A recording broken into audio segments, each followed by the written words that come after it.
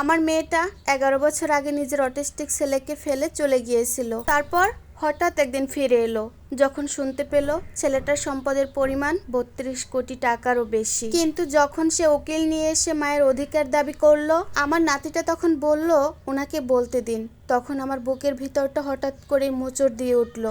আমাদের উকিলটা পর্যন্ত ফ্যাকাশে হয়ে গিয়েছিল। সে এমন ভাবে হাসছিল যেন মনে হচ্ছিল মামলায় সে জিতেই গেছে। আমার নাম রওশনারা। গত 11 বছর যাবত আমি আমার নাতি আরিয়ানকে একাই মানুষ করেছি। আমার মেয়ে মেহেরিন একদিন ভোরবেলা আমার নাতি আরিয়ানকে আমার দরজার সামনে রেখে চলে গিয়েছিল। সাথে ছিল ছোট্ট একটা ব্যাগ আর 3 সেট কাপড় আর ছোট্ট একটা কাগজ। সেটা ওর জামার সাথেই সেফটি পিন দিয়ে আটকানো ছিল।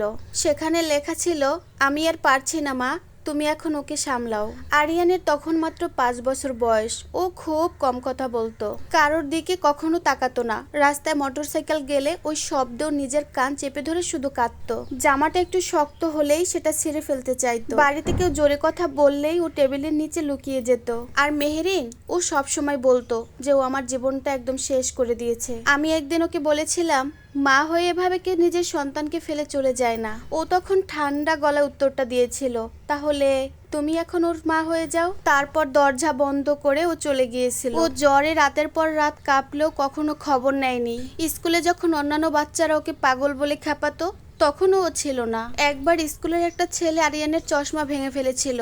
উল্টো সেদিন স্কুল টিচারই বলেছিলেন আরিয়ানি নাকি আগে দোষ করেছে। সেদিন পুরো রাস্তা মাথা নিচু করে ছেলেটা আমার হাত ধরে হাঁটছিল। আমি বুঝেছিলাম তার ছোট্ট বুকের ভিতরে কত বড় একটা ঝড়। কিন্তু আমি ছিলাম, সব সময় ছিলাম। সকালে বাসার সামনে পিঠা বিক্রি করতাম আর বিকালে মানুষের বাসায় গিয়ে কাপড় ধুতাম। শিখে গিয়েছিলাম কিভাবে জামাটা কেটে দিতে হয়, ভাত আর তরকারি কিভাবে আলাদা আলাদা করে প্লেটে সাজাতে হয় যাতে একটার সাথে আরেকটা না লেগে যায়, কিভাবে ওর সাথে নিচু গলায় কথা বলতে হয় যখন চারপাশের পৃথিবীটা ওর কাছে খুব ভার হয়ে যেত। আরিয়ান বড় হতে লাগলো, চুপচাপ কিন্তু ভীষণ বুদ্ধিমান। 13 বছর বয়সে আমার পুরনো সে ছোট্ট বাটন ফোনটা খুলে ও নিজে নিজেই ঠিক করেছিল। 14 বছর বয়সে একটা ফেসবুক পেজ খুলে দিল। সেখানে আমি যে পিঠা বানাতাম সেগুলোর অর্ডার নিত। 2 মাসের মধ্যেই আশেপাশের অফিস, আদালত সব জায়গা থেকে অর্ডার আসতে শুরু করলো। আমি জীবনে প্রথমবার মনে করেছিলাম হয়তো আল্লাহ আমাদের দিকে তাকিয়েছে। তারপর 16 বছর বয়সে আরিয়ান একটা মোবাইল অ্যাপ বানালো যেটা অটিস্টিক শিশুদের প্রতিদিনের কাজ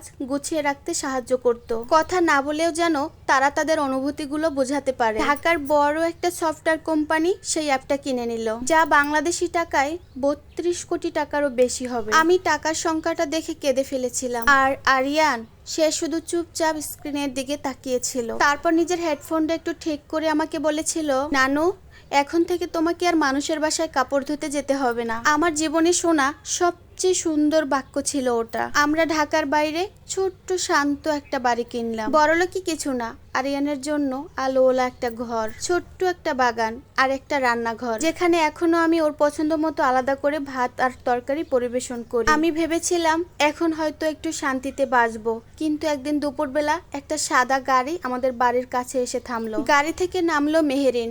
যেন মনে হয়েছিল এই 11 বছর আগে কিছুই হয়নি। উঁচু হিল, দামি শাড়ি, চড়া মেকআপ আর তার পাশে একজন উকিল, হাতে কালো একটা ফাইল। আমাকে জড়িয়ে ধরেনি, আরিয়ানকেও আদর করেনি, শুধু চারদিকে তাকিয়ে ঠোঁটটা বাঁকিয়ে বলল, মা আমি আরিয়ানকে নিতে এসেছি। আমার হাঁটু কেঁপে উঠলো। আরিয়ান তখন ড্রয়িং রুমে তার চেনা জায়গায় বসেছিল, হাতে একটা ট্যাব। আরিয়ান মাথা নিচু করেছিল, একবার ওর দিকে তাকালেও না। তারপর মেহেরিন আস্তে আস্তে ওর কাছে গেল এবং শান্ত গলায় বলল, বাবা আমি তোমার মা। তখন আরিয়ান ওর দিকে আস্তে করে তাকালো, তারপর আস্তে করে বলল, না আপনি মেহেরিন। মুহূর্তেই ওর হাসিটা জমে গেল। উকিল ফাইল থেকে কাগজ বের করলেন এবং বললেন, মিসেস মেহেরিন এখন ছেলেটির জৈবিক মা এবং আইনগত অভিভাবক। ছেলেটির সম্পত্তি, ব্যাংক অ্যাকাউন্ট এবং কাস্টডি সবকিছুর দাবি করছে। আমার বুকের ভিতর থেকে যেন বাতাস বের হয়ে গেল। আমি চিৎকার করে বললাম, সে তো ওকে রেখে চলে গিয়েছিল। মেহেরিন তখন চোখের কোণে একটু পানি এনে বলল, আমি মানসিকভাবে তখন অসুস্থ ছিলাম। আমার মা আমার থেকে আমার ছেলেকে দূরে সরিয়ে দিয়েছিল। এখনো আমার ছেলের টাকা দেখে নিজের কাছে রাখতে চায়। আমি বোবা হয়ে গেলাম। 11 বছরের রাত জাগা, ডাক্তারের চেম্বার, স্কুলের অপমান, ঋণ, কান্না সবকিছুকে সে এক মুহূর্তে লোভ বানিয়ে দিল। 1 ঘন্টা পর আমাদের উকিল ব্যারিস্টার তাহসিন এলেন। তিনি সব কাগজ পড়লেন, জন্ম সনদ দেখলেন। তারপর তার মুখের রং বদলে গেল। তিনি বললেন, খালা, আমরা হয়তো কেসটা হেরে যেতে পারি। আমার মাথা শুধু ঝিমঝিম করতে লাগলো। আর তিনি নিচু গলায় বললেন, আপনি কখনো অফিসিয়াল কাস্টডি নেননি। আপনি বাস্তবে মানুষ করেছেন ঠিকই, কিন্তু আইনের চোখে আর বাকিটা শেষ করলেন না। তার আর দরকারও ছিল না। মেহেরিন আমার ঘরে বসে এমন ভাবে চা খাচ্ছিল যেন মনে হচ্ছিল এই বাড়িটা ওরই। তারপর ঠোঁটের কোণে একটু হাসি টেনে বলল, মা, আমি কোনো ঝামেলা চাই না, আমি শুধু ন্যায্যটাই চাই। আরিয়ানের ভবিষ্যৎ সামলানোর জন্য ওর আসল মায়ের দরকার। আরিয়ান তখনও চুপ, অস্বাভাবিক রকমের চুপ। আমার হাত পা শুধু কাঁপতে লাগলো। আমি কাপা গলায় বললাম, বাবা।